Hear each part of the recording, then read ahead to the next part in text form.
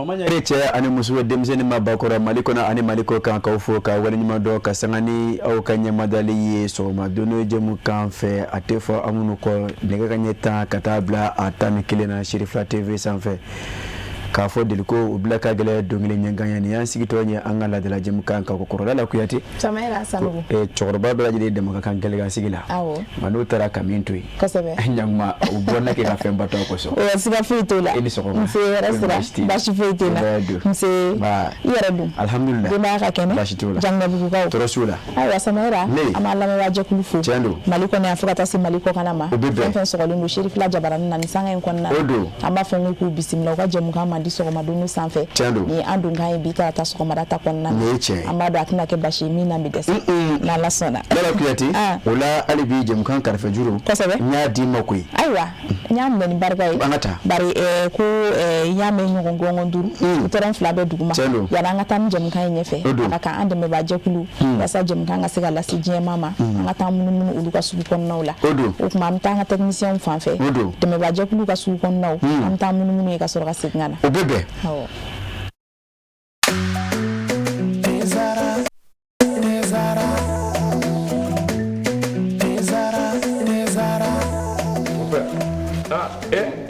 Amona e ka ni den a bɛ min wuli fɛ kuma kan wa mon père Mali bɛɛ bɛ nin nɛnɛ bara ni bɛɛ ni ye infusé ka ji kala k'a kɛ te kan o nɛnɛ tiɲɛ la mon père nin ka e tɛ jumɛn ani n b'o kun dɔ d'i ma te zara mon père an bɛɛ bɛ ko kelen na sa dɛ nin y'a kumaba ye e ye nin dɔn wa surprise k'i ye nin dɔn wa a bi yan a man kan ni sisan kɔni i ye teko da te zara tew ka te de ye a bɛ san 30 bɔ ni tɛ wɛrɛ bɛ nin den u y'a dilan kura ye ka segin ka na n'a ye k'a kɛ nin goroko in kɔnɔ wa ne b'a infusé de min han n bɛ min f'i ye i hakili to a la a bilenman o a jɛman o nin den ye tiɲɛ ye tew ka te sonsan bɔlen bɛ fali fɛ nka den tɛ Jama jɛra ka duwa kɛ te Zara ye ma kelen ka danga mɛna ji ye ala farafidenu jɛra ka duwa kɛ te Zara ye ma kelen ka danga mɛna mudu tiɲɛ ye ala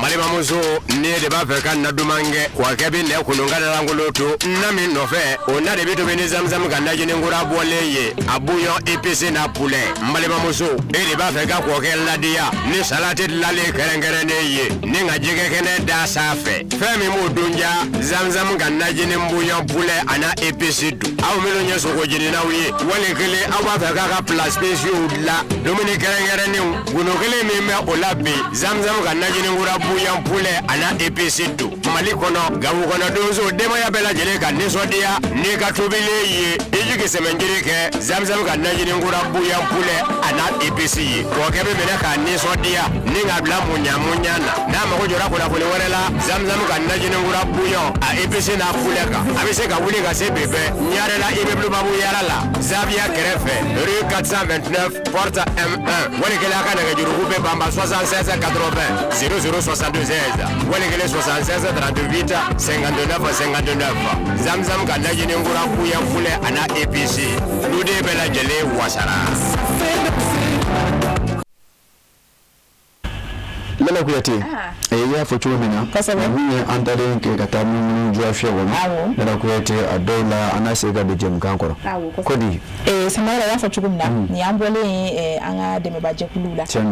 an y'a fɔ kanubagaw ɲɛna jɛmukan in dabɔ kun ye ka se ka kunnafoniyaw d'u ma ka nisɔndiya d'u ma ani k'u labɔ fɛn caman kalama jamana kɔnɔ o siratigɛ fɛ an kelen tɛna jɛ ka jɛmukan kɛ bi maa welelen o b'an bolo kɛnɛ kɔnɔna na sanni an ka taa ni jɛmukan in ɲɛfɛ a ka kan an k'a yira kanubagaw la an ka las'u ma yani kuma ka d'a ma ni tiɲɛ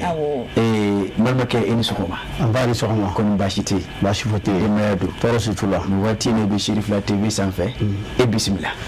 diyara n ye aw ni ce a ka weleli la nba e yɛrɛ tɔgɔ ni jamu ne tɔgɔ ko Fasina Seku Kulibali nba Kulibali nba e bisimila saha i ka baarakɛta bɛnnen bɛ jumɛn ma ne b'a fɔ min ma ko manager culturel ingénieur culturel ni entrepreneur kɛ dans le domaine de la culture donc i bɛ fɔ bamanankan na i bɛ fɔ cogo di Chapra mu baara kɛ an ka dɔnni seko ninnu kan o faamuna Kulibali i bisimila o la e Kulibali k'a fɔ ko i dankan na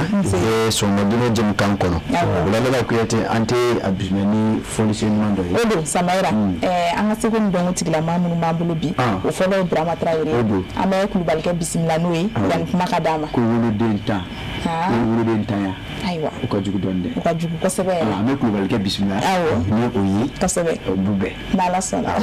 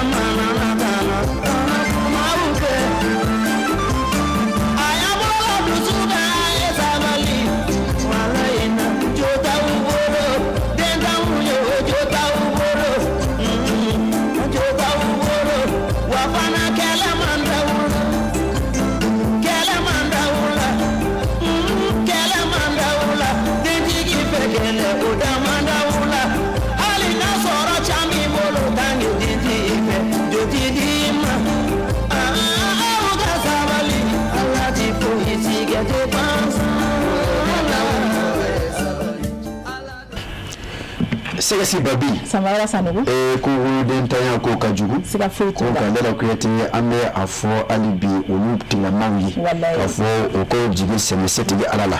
Lala Kuyate Ala tɛ fɛn kɛ gansan n'i y'a ta lajɛ Lala Kuyate a dɔw la a bɛ maanifin lajarabi Lala Kuyate k'i ka limaniya ni k'o hakɛ dɔn Lala Kuyate a dɔw ni o ye maa sɔrɔ i kan ka bila Ala tigɛ minɛ siga t'a la Samayira an ka sɔrɔ k'a ɲini setigi Ala fɛ den nafama ani a barikama caman b'a bolo Ala k'o nɔgɔya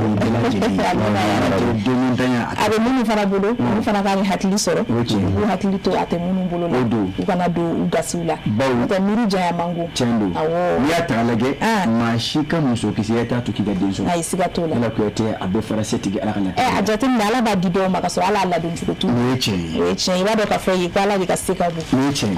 Lala Kuyate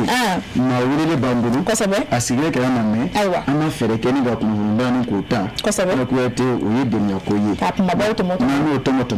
an ka sɔrɔ ka segin ka kuma d'an ka maa weleli ma Lala Kuyate janko bi an ka kuma min kan o de ye seko ni dɔnko ye Lala Kuyate ba maliba san 2026 i n'a fɔ san 2025 kɛmɛ k'o ta k'o kɛ seko ani dɔnko cogo la san ye nin ta ni ka sɔrɔ ka kalanko fara kan o la an ka segin an ka kuma kan solution Lala Kuyate kosɛbɛ ayiwa Samayira n'an ye rubrique info ta n'o y'an ka kunnafoni gafew ye an bɛ essor ta an bɛ taa Sugunikura la i b'a ye k'a fɔ n'an sera yen jagokɛla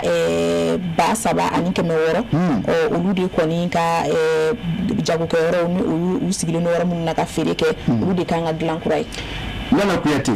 Senufo b'a fɔ Senufo kan na ko komi Lala Kuyate t'a mɛn ka kuma da ko a t'a bɔ maa ye k'i sigi k'i bɛ dɔnkili da o n'an kɔrɔ Lala Kuyate o n'a tɔnɔ bala n y'a ta i y'a fɔ cogo min na n bɛ taa histoire kɔnɔ Lala Kuyate ka sanga ni o ka bɔliko 2,647 ye Lala Kuyate Mahawa Damele ale de ye Kalamukalasho Dabaji la ka nɔbila kɛ a ko n'i ye a ta k'a lajɛ Lala Kuyate a ko ka sanga min minnu kɛra sababu ni ka i y'a kuma bala jagokɛlaw sɔrɔ ka bɔ dusukolo Tarawele Cuala sugu la n'an ko ma ko Sugunikura Lala Kuyate i b'a ye k'a fɔ jamana ɲɛmaaw o bɛ o seko ani o damayira la walasa Lala Kuyate ka se ka sigiyɔrɔ ni ka taa k'a di o ma janko o ka dugu jogo 20 n'a ka di ye maaya kɛcogoya ɲuman n'a ka di ye dala dumuni sɔrɔ cogo ɲuman Lala Kuyate o ka se ka tɛmɛ o baaraw ye a ko hukumu kɔnɔ n'i y'a ta k'a lajɛ Lala Kuyate a kɛwale bi cɛ a bɛ se kalo 4 bɔ ɲɔgɔn ma a ko Bamakɔ mairie Lala Kuyate ka sanga ni a bi a t'a mɛn ka kalifa maa min na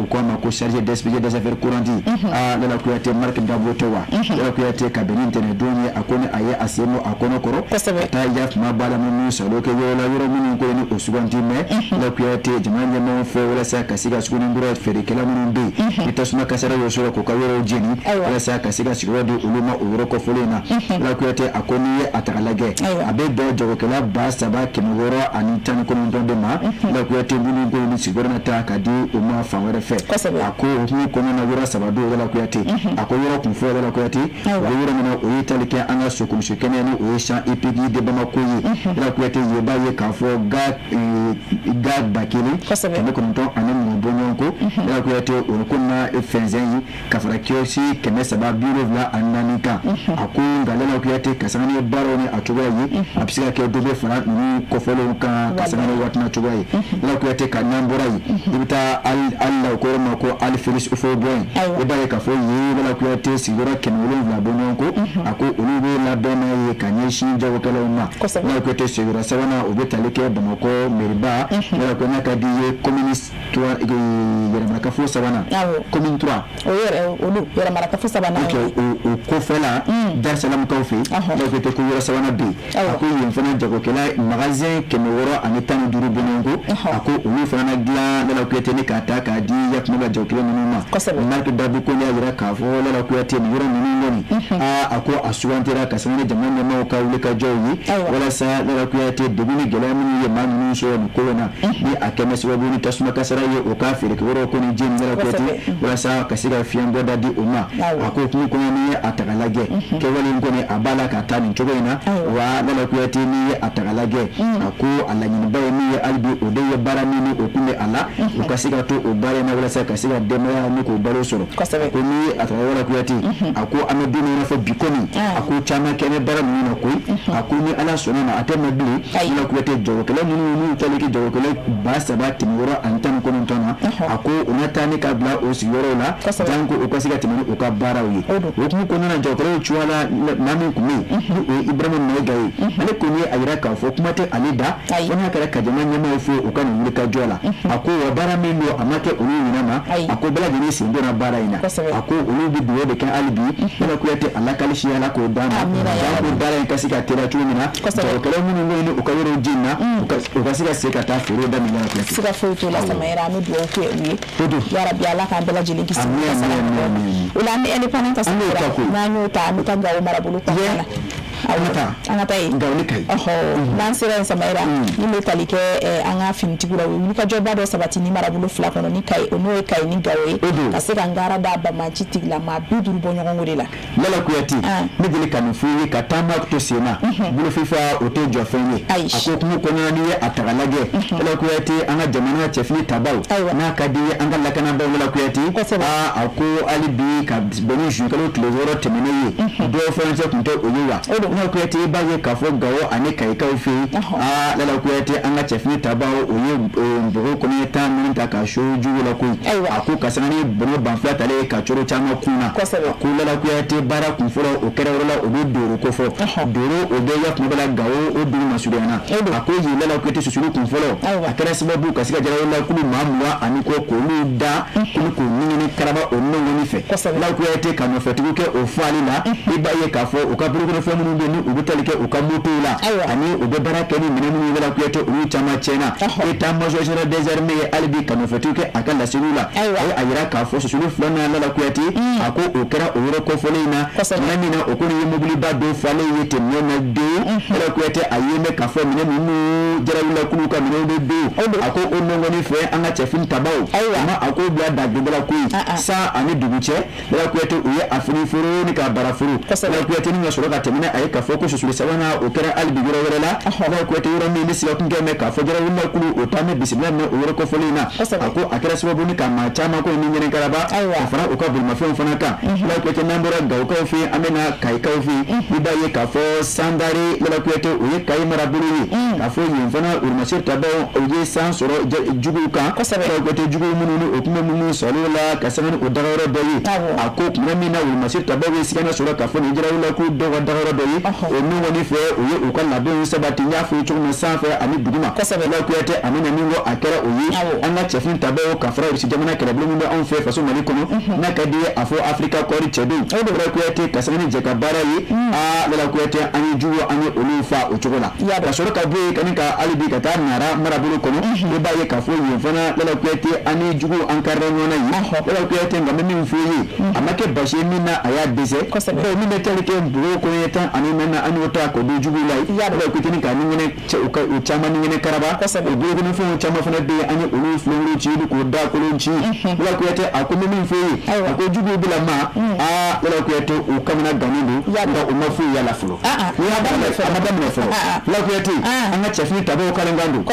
jamani mimi mfuyi sibiri ka jatori monyo ako anteje ako ko de be mari je fu fe mari jamana ko jamana mimi kalengandu kasika otangani ko bulu ko fu kisu ako alibi barande de orukmu ko nana ablo jara ale kafola samaira ablo jara fu kana kuna fu ndilla ma ola mi boyande pana kono ka du nouvelle horizon nandu na samaira ameta kuna fu ndilla ka bina kuka ni wati la waina jamana ko nana ay ka fo kuna fu ndilla ka gunga o akuma chambe kerenkere ni la mi metalike shahana takiula o kali ko mbla la maradi depula te ka me ka bla berela o kera kerenkere ni ala cybercriminalité ali mawfe o kunkelena iba ka fo metalike kuna fu ndilla Abdraman Keitala ni ali be journal les témoins na ko ali fana weli mbe bikiri tigla mawfe Lala Kuyate ani ala tinyo fe no wati daga fura ka bo bado ni dama de na fundi lawo ama ko wa ko mama bu ala bu cliff ama bu ala cliff la o ma la sala ikulu ngani kuma fe ndem lam ne de ekalam ne jeli to ya fe la bene jelu kanya o kuma na eba fe karasi ka bene dawa ay jelu kanya ay karasi ka bene dawa jelu to ya fe la shi ne matabla sa Lala Kuyate ya fotu mina nyere mina kare mina saw anga tanya folko abele afike chogodi ame ne ka fu kuma o suya fly dafara kuma ani dafa kuma Lala Kuyate ama jige ka fo ala kan take dafa kuma amina ya kan take dafa lo kuma amina ya Kuyate ola kuno fo mbala ame tiga do akono ya fotu mina na ta ame ta nouvelle horizon ne da kura de ma konte ali kalam kala shu daga jila kan no black akono wati na Lala Kuyate mali jamana ko fundila ako amiso mandi ko kasubo ke mi Lala Kuyate e dasera man wati na kayira ka fo mi metaleke kunu pour national de lutte contre la cybercriminalité la Lala Kuyate oyere black ko fundila doma Lala Kuyate no obi shana attack yu ko fo shana attack yu mi fu ko fundi buna ko ka ma do lente Lala Kuyate be ko foni disra mi bi ni obi teleke 20 septembre la Lala Kuyate au directeur de publication do Lala Kuyate ibaye ka fo yele bale ama o kelen ko fe kalame o labana ka diremi ta ka bi aka mazarakana o ko de ma Lala Kuyate ko inyamade atteinte au crédit de l'état y'a faamu Lala Kuyate ka fara olu wɛrɛ kan i b'a ye k'a fɔ Lala Kuyate ka tɛmɛ ka fara Cheikhna Takiou kan n'a ma ɲa k'a fɔ o jarabi donna Cheikhna kan o labanna ka taa ka bila Yafuma Bala bɛrɛ la o ko min ma ko mandat de dépôt Lala Kuyate hali bi o ma tila koyi pour anti-cybercriminalité a labanna ka wele bila kunnafoni wɛrɛ ma ko kura koyi min tɔgɔ ni o bɛ tali kɛ Abdramane Keita la o bɛ tali kɛ Yafuma Bala kunnafoni disira ni o bɛ tali kɛ témoin o directeur de publication fana ye o ye Lala Kuyate ko nka wele bɛra ale ma bi de ale ka taa ka wele jaabi bi de ale kan ka taa wele jaabi ayiwa an bɛ dugawu kɛ Lala Kuyate ala k'a kɛ n'i y'a ta k'a lajɛ kunnafoni dira min bɛ tali kɛ Dɛnbala a ko Yusufu Sisoko tɛmɛnen kɔfɛ i b'a ye k'a fɔ kunnafoni bila fila ko kura Lala Kuyate a bɛ n'a fɔ olu welela hali bi Pôle national de lutte contre cybercriminalité maaw fɛ a ko n y'a fɔ cogo min na Cheikhna Takiou ani Abdramane Keita don a ko i b'a ye k'a fɔ Cheikhna Takiou ni min fɔ ye a musomanninw dɔw y'a jira k'a fɔ Lala Kuyate a ko ni welela ka taa ni a ye Yafuma Bala kiiritigɛlamɔgɔw bunna kun kan a ko Cheikhna Takiou yɛrɛ jɔn don n y'a fɔ cogo min na kunnafoni di sira min bɛ ni o bɛ 27 septembre k'a fɔ Lala Kuyate o directeur de publication o de ye Cheikhna Takiou ye o kuma kɔnɔna na Lala Kuyate kunun a taali jalaki min bɛna a kan o de ye atteinte au crédit de l'État envers l'institution judiciaire Lala Kuyate a ko ni a ta lajɛ mana ma ɲa k'a fɔ o taara ka bi a kan o labanna ka mandat de dépôt ni ka taa ka da Cheikhna kan ka bɛn ni ntɛnɛndon juin kalo tile 8 sanba 2026 ye Lala Kuyate a ko ni a ta lajɛ i b'a ye k'a fɔ maa sɔmina caman ko a yira k'a fɔ a dɔw la a bɛ nɔfɛtigiw kɛ laseliw la min kɛra Cheikhna Takiou fɛ ka sanga ni kunnafonidilaw ka ɲɔgɔn kunbɛnba baara min kɔni b'u labɛn bɛ faso Mali kɔnɔ waati na n'o ko ma ko Forum panafricain des médias Lala Kuyate a tɛmɛna o de ye FOPAM ye i b'a ye k'a fɔ ko o yɔrɔ in kɔnɔna na Lala Kuyate Cheikhna Takiou a kɔni kɛlen ka kɔrɔfɔ ta Lala Kuyate ko bɔlɔlɔ sanfɛ a ka kɔrɔfɔ dɔw kɔni kun bɛ bɔlɔlɔ sanfɛ min ni a yira k'a fɔ kɔrɔfɔ ninnu a fɔra a fɛ o yɔrɔ kɔfɔlen na ko a dɔw la a wele kun na kɛ o kɔrɔfɔw ye Lala Kuyate min bɛ tali kɛ maa fɛn o ye Abdramane Keita ye ale a bɛ wele bila ale ma bi koyi Lala Kuyate a ka se ka taa ale bi cybercriminalité olu cɛdenw ɲɛkɔrɔ Lala Kuyate ale fana wele kun ye min ye i b'a ye k'a fɔ ko ale da ye falamunabon tigɛ ko bɛɛ ka ɲɛsin k'i d'ale kuma wɛrɛw ma i b'a ye k'a fɔ Lala Kuyate ka sanga ni maa sɔmina caman ka kɔrɔfɔ ye olu y'a yira k'a fɔ Abdramane Keita ka sanga ni jamukan dɔw ye Lala Kuyate Renouveau TV o sanfɛ i b'a ye k'a fɔ Abdramane Keita a ye kɔrɔfɔ dɔw de fɔ ka ɲɛsin Kidali marali ma ko kɔrɔfɔ ninnu Lala Kuyate a da a ye falamunabon tigɛ ka sanga ni jamukan dɔ o ko ma ko grand jury Lala Kuyate Renouveau ka grand jury ko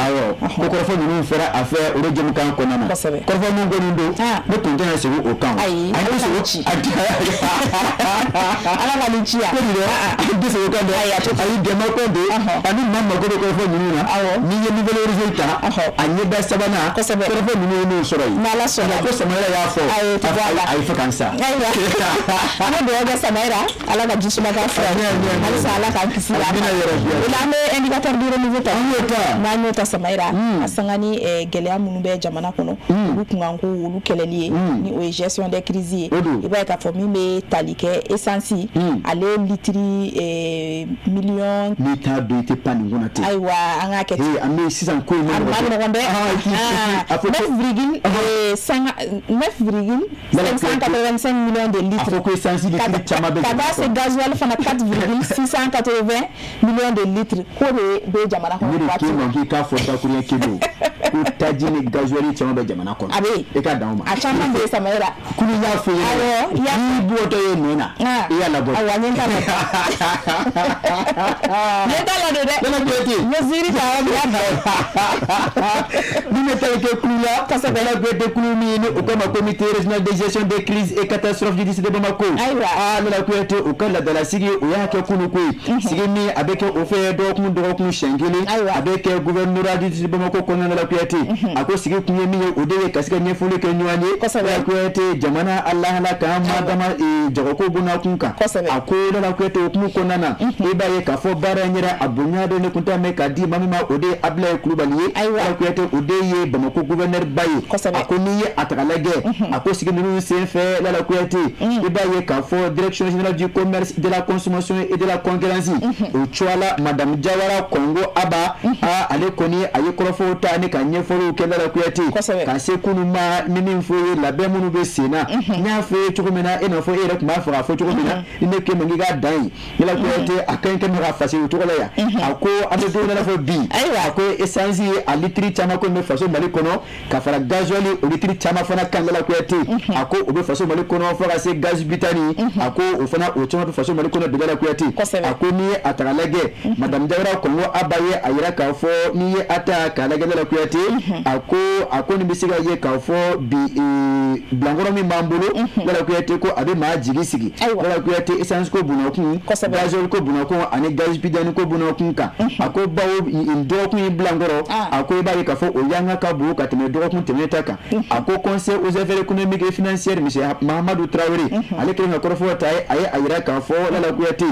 ni ambole essence ni gasoil la ako nongo ko ni dawa o te sabati munu ngonu o yidela dumunu e baye ka fo ko sugu la hala ko o chama be ako la kuyate wa aniya kala bakurubala ako yira mama do son ko bunokun ka kanyeshi firifin tamama la kuyate kuno fo ni ngoni e baye ka fo nya salo ka bo nyama to kando indicateur de niveau kono ni kalo nyamena ani sa nyamena matulu indicateur de niveau ato makasira ko anya bo indicateur de Samaira kasanga duga bibole anya blancho aiwa kasanga bo kuna funga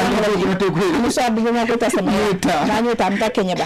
nasara Kenya ba ba ka for Samaira Kenya ba pulsila ka ulu kami uli ka josa batibara nyedon hono kasega tege da bingalikela jugu naninka nga bara be me kasikata mawbulu fo ndara kika bubulu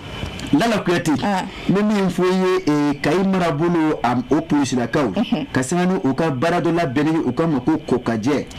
lala kuyati mini abara la bena contrôleur principal tapa uri de majalo fe lala kuyati o minye kai o directeur de police e ba ye ka fo bara nunu abara kanobo akobo kasanganu kuno fo lala kuyati anya ni selo ka bo la ya jara aleka fasila e ba ye ka fo lala kuyati aya ayira ka fo ka beni cardo jukelo klewun vla samba fani mo wonu woro yi ninga nyetani kilon wati lala kuyati mana mina anga chefni taba o pushira ka obo oka jamana tangani barawla ibaye ka fo brigade recherche chedu lala kuyati kasana ni mimi mfuye commissariat de Kenyaba ni barata me ka di commissaire principal de turu damelima ibaye ka fo otaratika da ma nani kate ngamu manani munundo lala kuyati so mukeme ka fo olude commissariat tika maula dugo fla ani nwancho ko mako kere ko ani sansato lala kuyati akoni atakalage sigana manunu kuma mina okoni mena anga pusila ka fe iba ye ka fo mina chama so la okuna de akula la kuyati kulo nyolejo ina fo mi metelke pistolet automatique de fabrication artisanale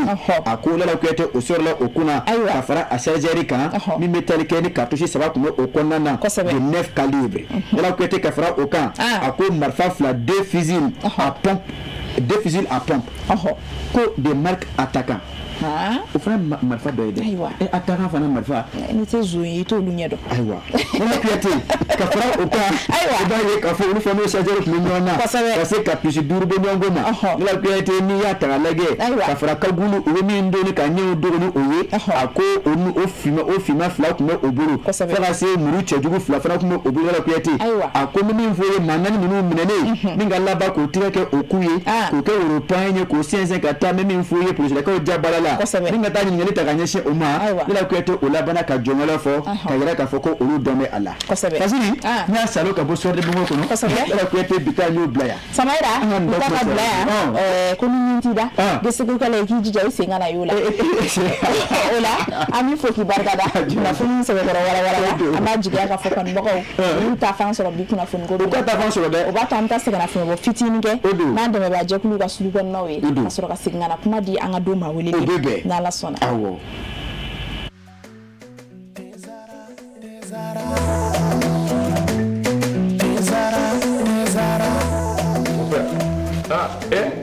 amona ga ni de abe min wuli ta kuma ka wa mon père Mali bɛɛ bɛ ni lele bara ni bɛɛ ni infusé ka ji kala ka kɛ te kan o nɛmɛ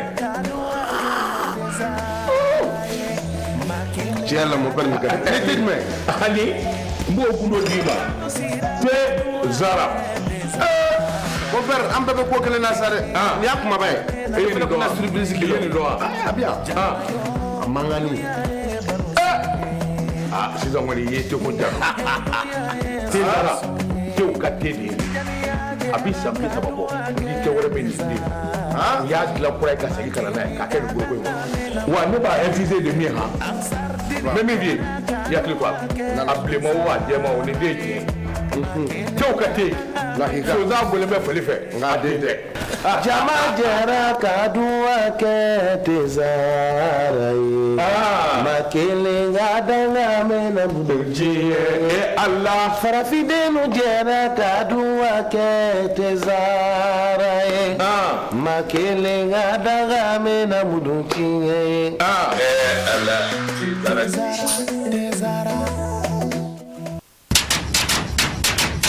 malimamuso ni de b'a fɛ ka na duman kɛ wa kɛ bi nɛ kolonka langolo to na min nɔfɛ o na de bi tobi ni zamzam ka najini nkura bɔlen ye a bouillon épicé na poulet malimamuso e de b'a fɛ ka kɔkɛ ladiya ni salati dilalen kɛrɛnkɛrɛnnen ye ni ka jɛgɛ kɛnɛ da sanfɛ fɛn min b'o dunja zamzam ka najini bouillon poulet ana épicé dun aw minnu ye sogo jeninaw ye wali kelen aw b'a fɛ k'a ka plat spéciaux dilan dumuni kɛrɛnkɛrɛnnenw gundo kelen min bɛ o la bi zamzam ka najini nkura bouillon poulet ana épicé dun mali kɔnɔ gawo kɔnɔ donso denbaya bɛɛ lajɛlen ka nisɔndiya n'i ka tobilen ye i jigi sɛmɛnjiri kɛ zamzam ka najini nkura bouillon poulet ana épicé ye kɔkɛ bɛ minɛ k'a nisɔndiya ni ka bila muɲamuɲa na n'a mago jɔra kunnafoni wɛrɛ la zamzam ka najini nkura bouillon a épicé n'a poulet kan a bɛ se ka wuli ka se bɛbɛ ɲarela immeuble babu yara la Zavia kɛrɛfɛ rue 429 porte M1 walikele a ka nɛgɛjuruku bɛ banba 76 80 0062 16 walikele 76 38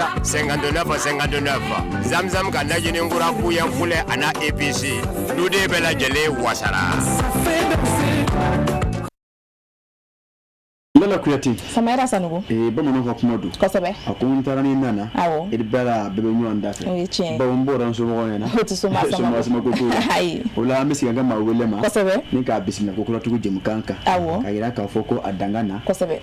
Monsieur Kulubali. Hali bi ka e bisimila ko kura. K'a fɔ an bɛ Serifla TV o Jakanso sanfɛ. Jɛmukan min n'an k'a ma ko sɔgɔmadonni. Kosɛbɛ. Lala Kuyate ɲininkali kun fɔlɔ n t'o ta k'o d'e ma de. Ayiwa Samara. K'ale y'a jan de. O faamuna. Manden an de bɛ bisimilali kɛ. Baasi tɛ. N'i y'a ta ka sɔrɔ ne ma yamaruya di i b'a bila dɛ. N t'a minɛ wa. N b'a minɛ. Wa n bɛ taa ni sibɛ criminalité fɛ. Ayi Ala k'a kisi.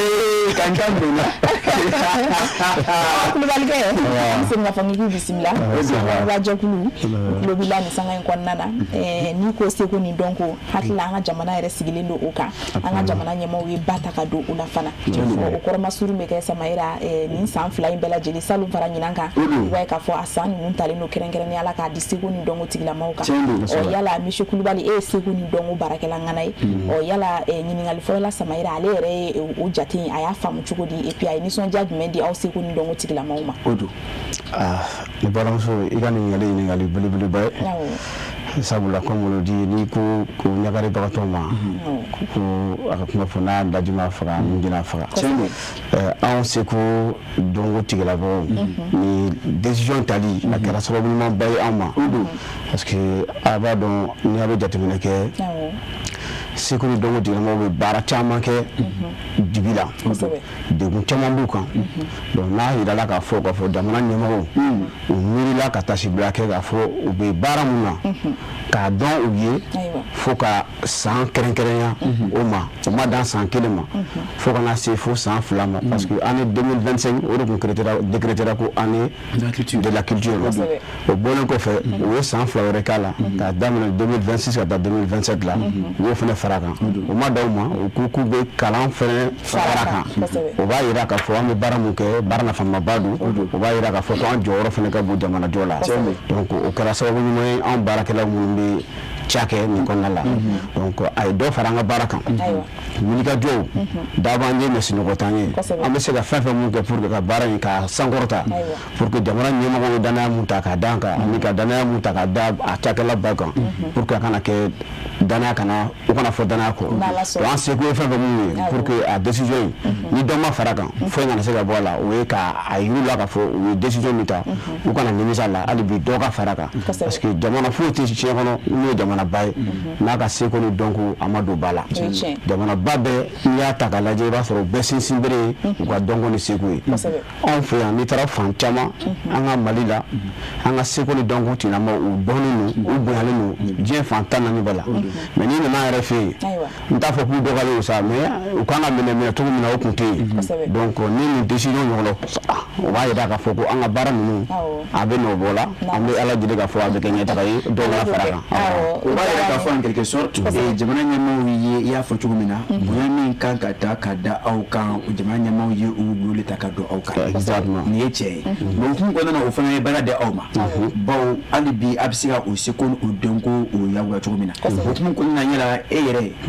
en personne ani aw bɛ yɔrɔ min na aw ye baara jumɛn kɛ walasa k'a yira k'a fɔ ko aw bɛ ils vont souffler ka ninkɔrɔ fiyɛ seko ni dɔnko la ka ɲɛdakura d'a ma an ye baara caman boloda a hukumu kɔnɔna la a nana sɔrɔ déjà an bɛ dɔw la mais i y'a fɔ cogo min na a ye dɔ fara an ka cɛsiriw kan parce que ni décision ninnu talen a kɛra an bolo koba de ye donc an wulila ka jɔ ka an b'a fɔ min ma ko décision stratégique hakilina fɔlɔ ani ka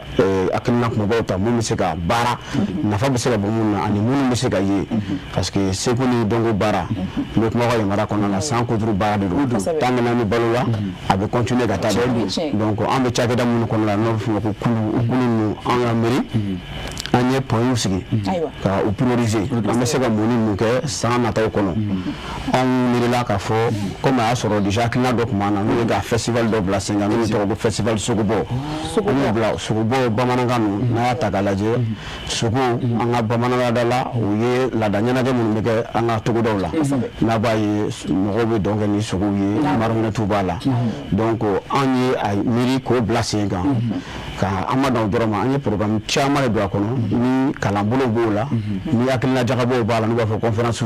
ani an bɛ thème ta minnu bɛ kuma jamana yɛrɛ lahalayaw kan donc ɲinan min yɛrɛ an ka ɲinan thème ta k'a lajɛ festival nin y'a tako sabanan ye n'i ye ɲinan thème ta k'a lajɛ a bɛ cadrer parfaitement avec an ka décision an ka jamana autorité ye décision min ta n'o ye ka kalan ni culture don ba la kosɛbɛ ka sinsin k'o kan an y'an ka thème bolo kan ɲinan donc o ye an ka baara ba dɔ ye an miirila tuguni an ko pour que o ka se sɔrɔ f'an ka cakɛdaw fana bila sen kan o siratigɛ la an ye baarakɛyɔrɔ dɔ bila sen kan n'a bɛ f'o ma ko centre Sogolon o bɛ Maɲanbugu an Jabala la o ye kɛnɛ mun n'an bɛ mɔgɔw former ka mɔgɔw kalan ani ka mɔgɔw bilasira culture ni dɔnko ni seko bunahun sira kan an dɔrɔn tɛ mais a yɔrɔ dayɛlɛ min bɛɛ lajɛlen ye maa o maa n'i bɛ baara kɛ a culture kɔnɔna la i welelen don i bɛ se ka na a kɛnɛ in ka i ka baara k'a kɔnɔna la o ye hakilina kumaba damadɔ ye an miirila ka mun bila sen kan a ma ban dɛ komi n y'a fɔ cogo min na dɔnko ni seko baara si baara de don n'an bɛ taa an bɛ continuer ka taa n'a dɔɔnin voilà mais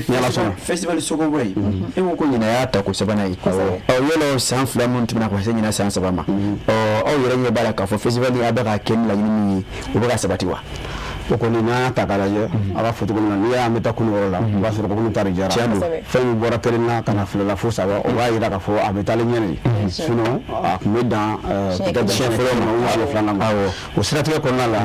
i ye baara o baara bila sen kan adamaden baara don i b'a sɔrɔ degun b'a la gɛlɛyaw b'a la maajiw fana b'a la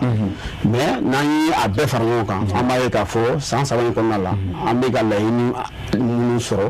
o ka bon kosɛbɛ ni gɛlɛya minnu bɛ ka na anw kan mais o t'a bali komi bamananw ko ten mɔgɔ t'i ɲɛ b'a la kolen ma k'a ci gɛlɛyaw kɔni bɛ yen hali gɛlɛyaw bɛ continuer tuguni cette année kana an t'a dɔn a forme bɛ se ka yɛlɛma n'a yɛrɛ ye san labanw lajɛ surtout ɲinan gɛlɛyaba min bɛ yen n'an bɛ se ka kuma o kan o ye lakana ko fanfɛla ye anw bɛ kɛnɛ minnu sigi an bɛ mɔgɔ wele minnu bɛ Bamakɔ an bɛ mɔgɔ wele minnu fana bɛ bɔ an ka togodaw la ani jamana kɔ kan ni taama ka gɛlɛn a b'a dɔn k'a fɔ déjà u bɛ se ka na ni gɛlɛya caman ye an bɛ maa minnu wele k'u bɛ se ka na bon n'a ta bɛɛ an ma salaya an ma a dabila à chaque fois gɛlɛya o gɛlɛya mana na an bɛ miiri de an bɛ se ka gɛlɛya in cogo di parce que adamaden baara yɛrɛ o de donc o siratigɛ siratigɛ la an bɛ fɛn caman bila sen kan donc gɛlɛyaw kɔni bɛ yen mais an bɛ ka baara kɛ pour que ka gɛlɛya ninnu k'u duba cogo min na dɔɔni dɔɔni min b'a to an ka laɲini bɛ se ka sabati cogo min na. kosɛbɛ Samayɛra o la ne bɛ se ka ɲininkali min kɛ monsieur Kulibali la an b'a ye k'a fɔ n'i bɛ baara o baara kɔnɔ Samayɛra ka di ye ka se ka ko kuraw kɛ min bɛ jama nimisi wasa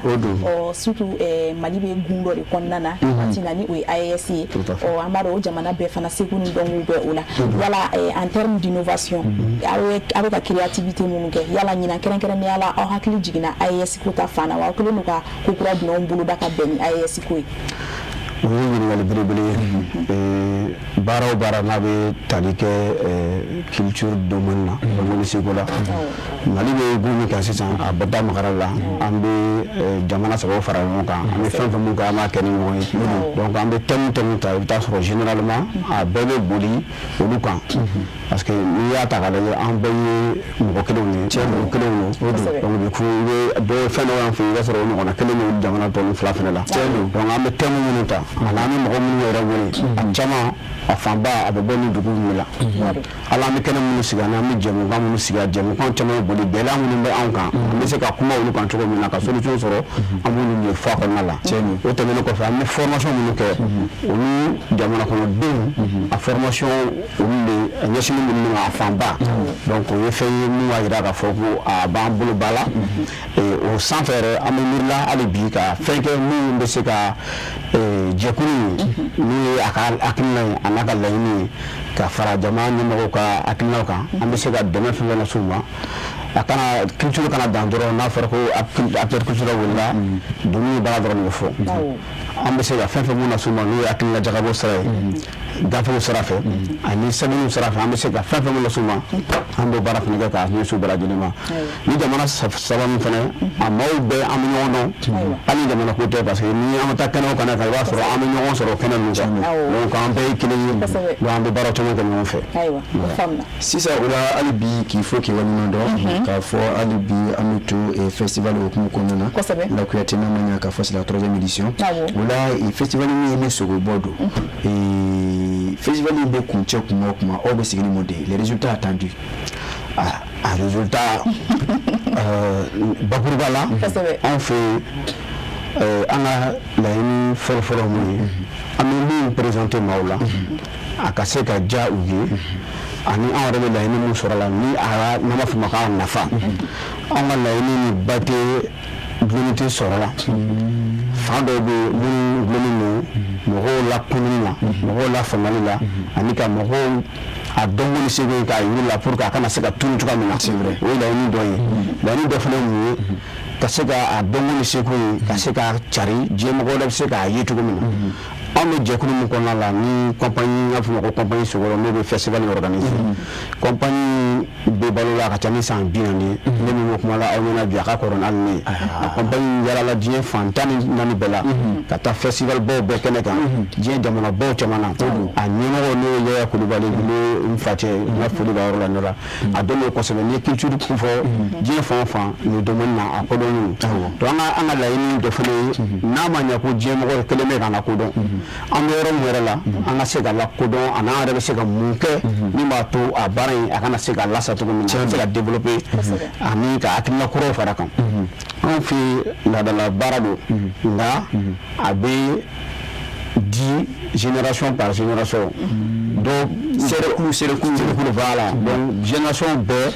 bɛ i seko ni i jɔyɔrɔ fira a kɔnɔna o de b'a to a bɛ bɔ dɔ la ka se dɔw ma an fana seko ye mun ye an bɛ se ka fɛn fɛn mun k'a kɔnɔna la ɲinan ani san wɛrɛ fo ka taa se an bɛ se k'a di yɔrɔ ma cogo min na an b'olu kɛ donc olu la an bɛ kalan bolo sigi o la an ni da magara la an ka kuma kɔnɔna la ko an ye yɔrɔ sigi kɛnɛ sigi sen kan kɛnɛ mun pour que nin hakilina ninnu bɛɛ bɛ se ka waleya cogo min na a ka se ka yɛrɛ yira an y'o kɛ an jabala la n'a fɔ ma an ka siège Mayamugu centre Sogolon innovation min kɔnɔna la kalan bolo caman bɛ yen parce que an ni diɲɛmɔgɔw bɛ baara kɛ ɲɔgɔn fɛ kalandenw bɛ bɔ jamana wɛrɛw kan u bɛ na an fɛ yen komi an yɛrɛ fana bɛ bɔ yan cogo min na an bɛ taa jamana wɛrɛw fɛ yen donc an ka laɲini ye an bɛ se ka baara kɛ ni mɔgɔ wɛrɛw cogo min na an bɛ se ka nafa sɔrɔ cogoya min na ko n'a fɔ mɔgɔ wɛrɛw fana bɛ nafa sɔrɔ an ta la cogoya min na a kana kɛ fankelen ma ye dɔrɔn donc o bɛ an ka laɲiniba ye belebele Monsieur Kulibali o faamuya Mɛlɛ Kuyate i m'a fɛ ka Monsieur Kulibali ɲininka a ko ɲina a festival Sogoba ɲina ye festival Sogobɔ ɲina kan ka kɛ a tako sabanan ye m'a fɛ ka ɲininka o la yɔrɔ festival a daminɛna ka ban wa n'a daminɛna ka ban a bɛ kuncɛ don jumɛn walima n'a sɔrɔ a ma daminɛ a kan ka daminɛ waati jumɛn a n'a bɛ kɛ yɔrɔ min na ɲina festival a daminɛna ka ban a daminɛna kunun kɔrɔ n'o ye tɛnɛn ye a bɛ continuer fo ka taa se dimanche ma dimanche ni Ala sɔnna n'a bɛ fɔ a bɛ daminɛ du 8 au 14 tubabukan na juin a bɛ kɛ musée national la Bamakɔ o ye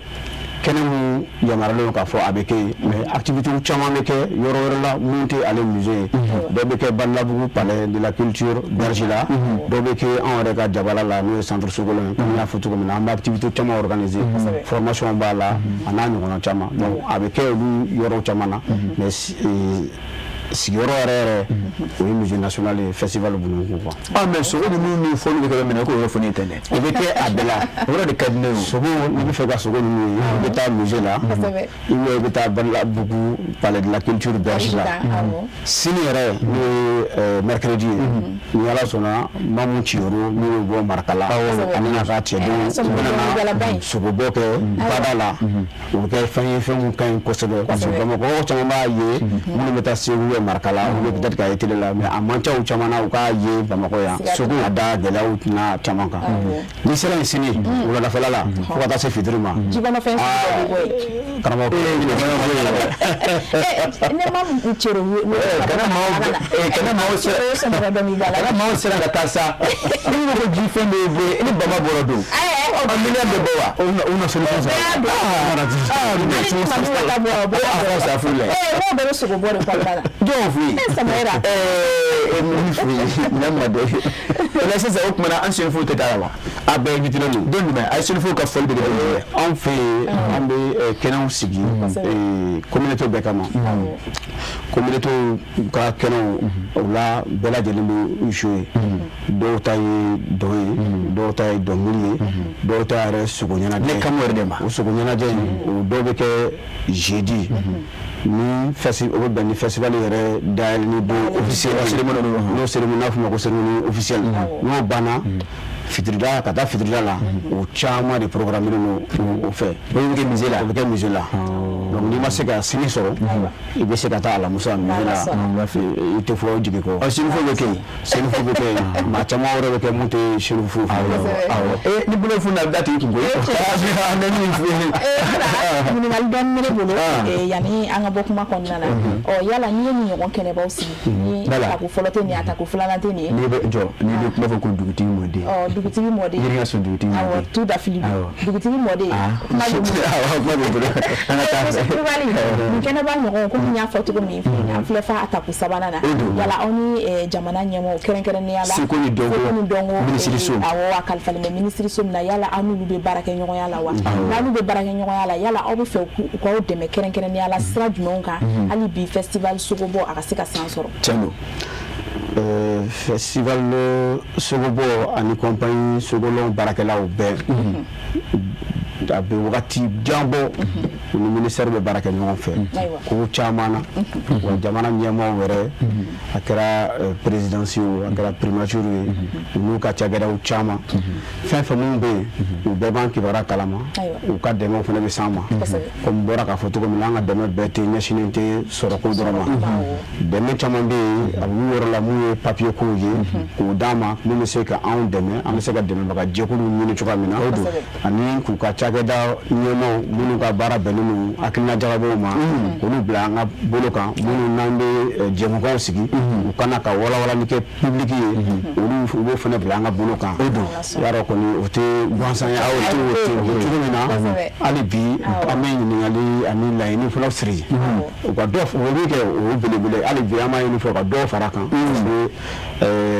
acteurs culturels bɛ degun min kɔnɔna la a ka bon kosɛbɛ a bɛɛ tɛ se ka ban san kelen fana kɔnɔ nka n'u dɛmɛna k'u sankɔrɔta gɛlɛya caman bɛ yen a bɛ se ka olu ɲɛnabɔ parce que n'i ye jateminɛ kɛ jateminɛbaw b'a lajɛ k'a fɔ maa o maa caman bɛ baara kɛ n'u bɛ baara kɛ bololabaaraw la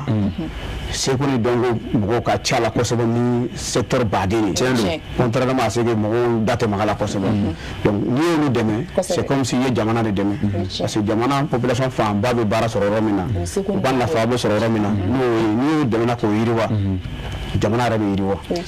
Minala Kulubalikɛ ye kuma fɔ k'a to hali n'a ma ɲɛ bamananw ko kuma tɛ ban fɔ la ko hakili b'a dafa ne tun b'a fɛ ka ɲininka o yɔrɔnin na a ko baara in bolo daminɛ musée bada ani Maɲamugu yɛrɛ ka jabala la nka yɔrɔ ni maa min y'a kanu k'a fɔ ko ne t'a ɲɛ d'a ma yɔrɔ kɛ bɛ ka fɛɛrɛ jumɛn sigi o la ni nana ne don wa tari a m'a kɛ cogo di de o ka fɔ a ye dɛ k'e kana wuli ten dɔrɔn bɛ se ka fɛn fɔ kɛlɛkaw ma o n'a ye bɛn kɛnɛ ninnu sigi kun ye population de kun ye population fanba a b'a dɔn k'a fɔ gɛlɛya min b'an kan a supporteli f'an ka jɛ ka ɲɔgɔn dɛmɛ pour que an bɛ se ka supporter cogo min na an bɛ activité caman kɛ a caman musaka bɔ t'o la a bɛ dabɔ kun ye olu yɛrɛ de ka nimisi wasa sɔrɔ ani an bɛ fɛ k'u kalan sira min fɛ u k'o dɔn parce que n'i bɛ fɛn fɛn mun na tant que ni mɔgɔw t'a dɔn a feereli ka gɛlɛn u ma a ɲɛfɔli ka gɛlɛn u ma n'u y'a dɔn ka ban i bɛ se ka fɛɛrɛ sɔrɔ i bɛ se ka u don a la cogoya min na ani ka da wɛrɛ u don a la cogoya min na c'est vrai donc activité caman bɛ yen musaka bɔ t'o la hali n'a sɔrɔ activité kelen-kelenninw bɛ yen parce que i yɛrɛ y'a fɔ cogo min na mɔgɔ tɛ se ka nin kelen ɲɔgɔnna sigi ni musaka ko t'a la donc pour que an ka se ka olu supporter f'an ka miiri an bɛ se ka o musakaw bɔ yɔrɔ sɔrɔ cogoya min na k'o fara dɛmɛbagajɛkulu ka dɛmɛ kan an ka se ka nin kɛnɛ nin sigi o de la an miirila fan caman na donc population fanba activité fanba ye falaki ye u b'a fɔ cogo di bamanankan mais min ye walibɔtɔ ye t'o fɔ mɔgɔw k'o fana faamu o de ye cérémonie ɲininkali ye a tɛ cérémonie da de ye bɛɛ de ye voilà par exemple mamu cérémonie fana kɛ an b'o fana wele ka na o fana ta ye o fana ye fu ye voilà alhamdulilayi ni an bɛ na concert de kɛ et que n'an bɛ artiste baw wele voilà kɛnɛ ninnu ɲafɔji yɛrɛ tigɛ bɛ ta ka don o la an ɲɔgɔn faamu kɛnɛ ninnu na an ɲɔgɔn faamu sisan Lala Kuyate mais Kulubali ka hakili sɔrɔ ka se ka kɛ tan ne taara ne ma faamu e y'a faamu de ne y'a faamu kɛ Samayira Kulubali ka hakili foyi don ne da kɔnɔ yan e bɛ sera ayi mais i ka tasuma o tɛ bɔlen da kɔnɔ Kulubali ka hakili sɔrɔ ka fɔ ko ka nin fana kɛ tan Samayira Adama min ye Kulubali ye dɛ Adama jumɛn Adama kelen ye ne bɛ sinankunya de la o Kulubalikɛ ni filɛ k'i waleɲuman dɔn a b'a fɛ ka kuma dɔn da ne ma dabɔ o kama dɛ ne b'i fɔ ye maa ko n da ka fisa kotigi an bɛ kumakɛlɛ segin ma taa ko yɛrɛ bila yan koyi an kana taa ni yɛrɛ bilen ala bi taa ko bila yan ne ko k'i waleɲuman dɔn ka kɔrɔfɔ segin ma an ka sɔrɔ ka jamukan kuncɛ a diyara n ye a diyara n ye a ka wele la ni aw ka jamukan lamɛnbaga dɛmɛbaga ni a suibaga bɛɛ lajɛlen ka bɔ sigiyɔrɔ la diɲɛ fan o fan aw ni ce a ka wele la a k'an to ɲɔgɔn ye i Kulubali Samayira ka Kulubalikɛ fo sanga in kɔnɔna na hali ni tɔgɔ in kɔni ma to n kɔnɔ tɔgɔ in ka gɛlɛn dɔɔni bamanan tɔgɔ don e ma ne y'a ɲininka wa a kun yɛrɛ Kulubali ka hakili sɔrɔ ka se bon e ma yɛrɛ sigi ne ka kuma sisan wa nin bɛɛ kuma kelen de ye e bɛ ka siran de min ka fɔ dɛ ni Kulubali ka hakili sɔrɔ fo k'a fɔ k'i bɛna se ko ni dongo b'a la ko yakubaya ta a kuma ka ca dɔɔni ko dɛ wa baasi tɛ i si bɔn tigɛ kɛ ayiwa ne Kulubali folen don sanni sogolo mɔgɔ bɛɛ lajɛlen foni kɛnɛ Maɲamugukaw fɛ n yɛrɛ bila ka taa minnu sɔrɔ b'a kɔnɔ Lala Kuyate n'i sera yen a dɔw la i bɛ ɲɛ daamu wa i bɛ diɲɛ fɛn caman ye seko ni dɔnko bonna kan n yɛrɛ na taa turu cɛ ye dɛ baasi tɛ i taara ye hali k'o fɔ n ye mɔgɔ su la sufɛ o la dɛ ayiwa yafa n ma koyi ne cɛ Samayira festival sogobɔ mɔgɔw a b'u bɛɛ fana fo fo Ala ka laɲini sabati amina yɛrɛ Fasine Kulubali sɔnna ka na wele jaabi sɔgɔmada in na o diyara n ye seko ni dɔnko ale ye fɛn ye min nafa tɛ fɛn fɔ ka ban jamana kɔnɔ Kuyate ni bi kuma fo ko yiri so do ti mode ai wa nya fam o fam da na bela jere fo Samaira albia Samaira sabalsa mata fe afam na ka bo ni ama kan bo ko fo ama sing fo lila ko sigi no jabara nkoro sanga yin konna na kanga jem kanye madam bela jere fo kere ni ala am ta bana ma place la so ko marena o bana madara ba be ka jem kanye madana no fe mo ko bela jere bana ma place la o ko ne rese ba ko pare be bana bala nyina o ai wa Samaira ni mo fo ngere ba fo ngum parla ama afo ai ni bo mo de mani ma fo ngum parla ma befo atofo ai datofo bana madara chana yin tuhu yare ni ne sanu to be bo de sanfe ibi barga da me mi fi wadi me bala ne de ko yego de madai madara pura o baga de la de ma fa ma ko nana ma ba am fo ni kara seguna da mai rai bi na la shini ira na Samaira sanugo ka fara ni la kuyate ga no dugutigi mode yirma so dugutigi mode ana nyon so ya awreka ko mana awe na kuyate ni fo ki wari ma do ya fo chugo mina e ma so mi fo odi ni yeseno to me blisa ve bi barga da bodi ai be do ko santo so blisa ba ma fini kala ne kayi la kuyate kana ko so bo odi bana ba dara ka bana ba dara fo ne ka wari ma do ka fo ko aka ka to aka mekanika la kuyate ka kanumba chemani musumafu mari kona ade mari ko ka la kuyate ko fo ko wari ma do ko kanu utenno walen do ni yeso ko sire la kuyate ko kanu bala wala ka damne anga so bu mana amfana ankara mo zamzam yu ami anga e chorba nyumai ama fo ka do kai ka do nyina fe ka fo la kuyate alaka e sija anikena dama ala bango nyuma la kuyate ame mari kona ane mari ko kan bela jenefu madama bitami ta Mauritani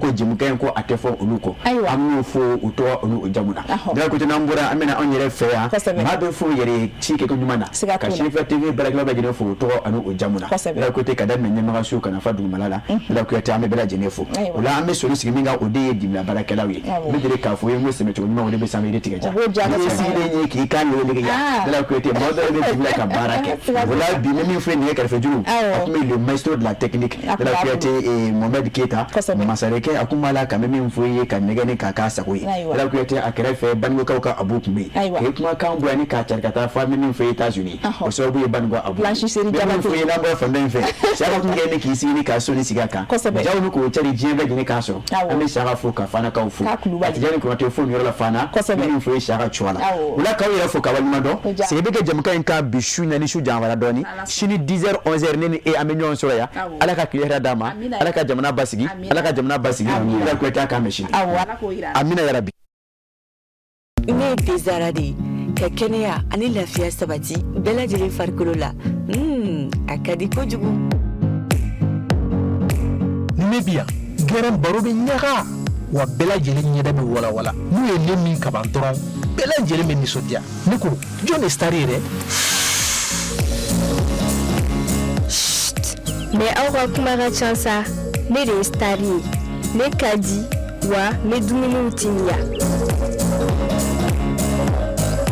ne de lezarai ne kadi demisanu ye wa mokokorobaw krebete ka auto ne minina abaw kolo sigi ka o modia o de ato ne kadi demisanu yo kosebe